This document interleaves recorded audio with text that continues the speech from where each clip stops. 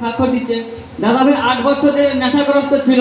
যখন বিশ্বাসের সহিত এই মণ্ডলীতে আসে, বাবাজির কাছে প্রার্থনা নেয় এবং প্রভু যিশু নামে নেশাগ্রস্ত থেকে আজাদ হয়ে গেছে। বলে হালেলুয়া, হালেলুয়া, প্রভু যিশু মাসিকে জয়। হ্যাঁ বলো। আমার বউ বাবাকে জয় যিশু, আমার সবাই মণ্ডলীকে জয় যিশু।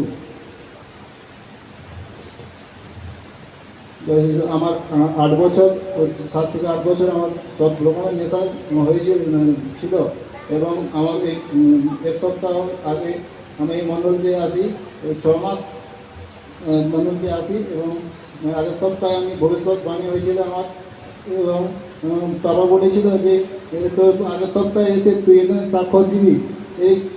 এই স্বাক্ষরে আমি আমার নেশামুক্ত হয়ে গেছি এবং এই আনন্দ আমি। বলে হালেলুয়া। কতজন আগে সামনের সপ্তাহে এসেছিল বলো? হ্যাঁ, 3 জনের জন্য ভবিষ্যৎবাণী করেছিল।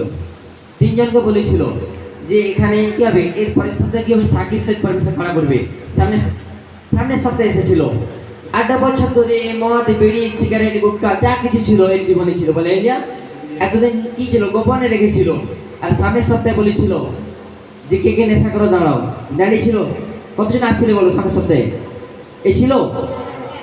সামনের সপ্তাহে বলেছিল যে আজ থেকে কি হবে, তুই নেশা করবি, কি হবে, তোর বমি আসবে, উল্টি আসবে। আর সামনের সপ্তাহ থেকে 1 সপ্তাহ হয়ে গেছে।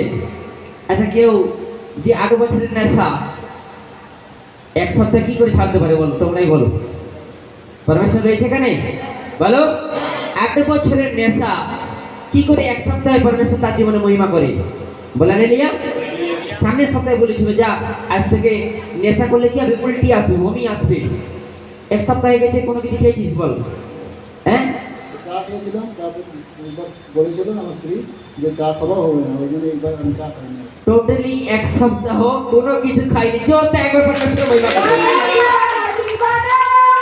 Divana, divana, divana, divana, divana,